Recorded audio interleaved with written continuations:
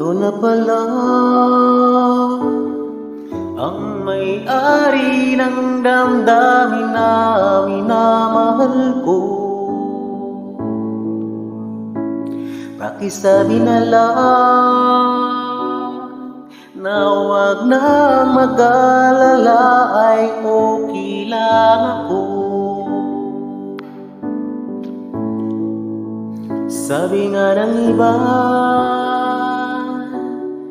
kung talagang mahal mo siya ay hahayaan mo.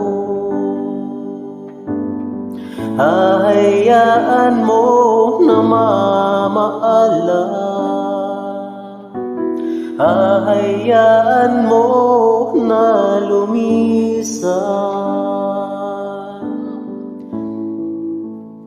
Kaya humihiling ako